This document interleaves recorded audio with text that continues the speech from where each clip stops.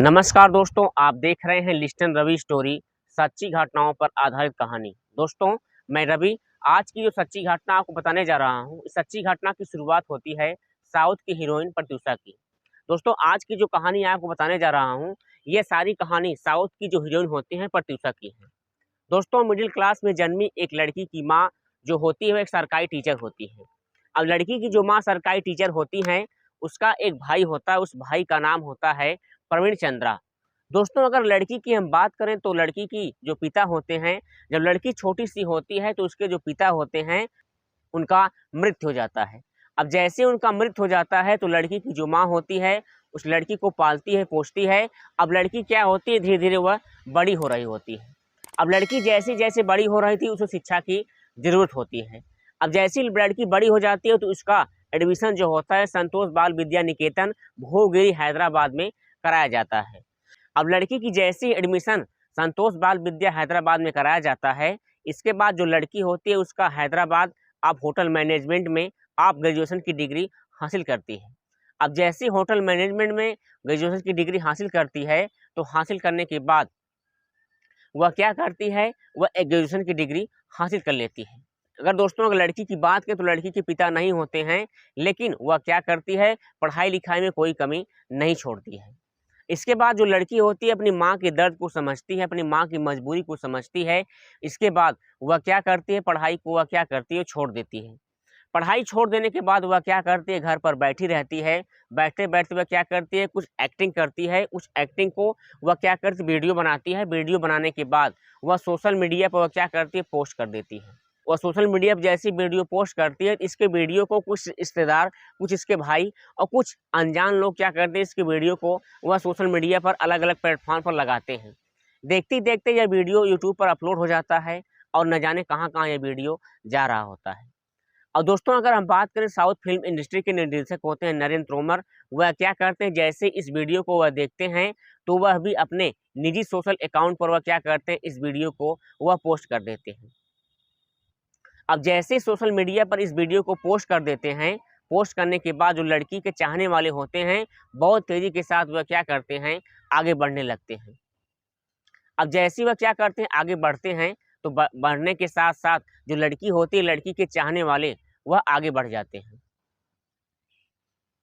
इसके बाद क्या होता है, जो लड़की होती है देखते-देखते हैदराबाद टेलीविज़न कास्ट में वह क्या करती है, अपनी हिस्सेदारी को देने के लिए वह हैदराबाद पहुँच जाती है।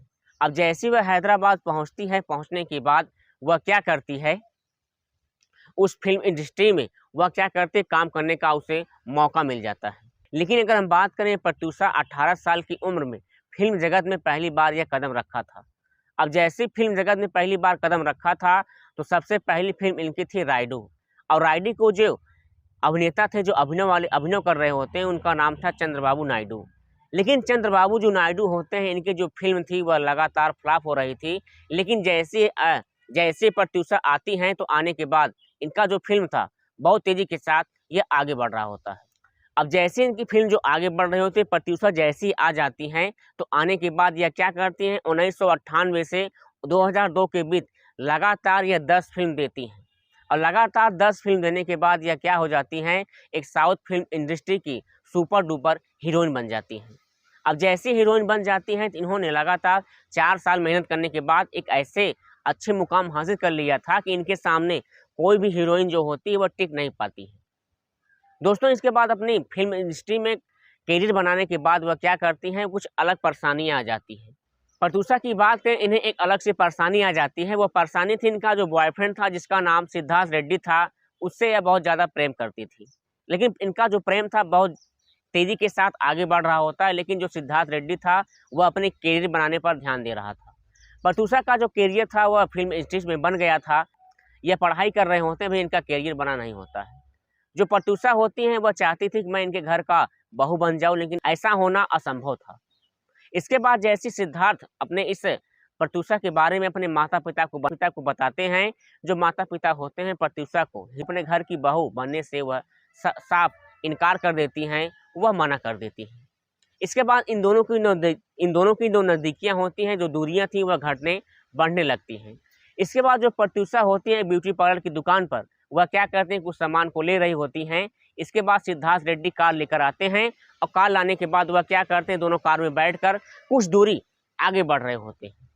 अब जैसे कुछ दूरी आगे बढ़ रहे होते हैं तो इन्होंने आगे चलकर कुछ दुकान पर रुकते हैं, मेडिकल दुकान पर रुकते हैं और रुकने के बाद वहाँ से कुछ दवाई लेते हैं और दवाई लेने के बाद वह क्या करते हैं, आगे बढ़ते हैं। आगे बढ़ने के साथ या क्या करते हैं, लगातार आगे बढ़ रहे होते हैं और आगे बढ़ने के साथ दवाई लेने के बाद अपने रूम पर जाते हैं। रूम पर जाने के बाद उस दवाई को कोल्ड ड्रिंक में मिलाकर पीते हैं। पीने के बाद आसपास के जो लोग होते हैं उन्हें कुछ अनहोनी होने का शक होता है।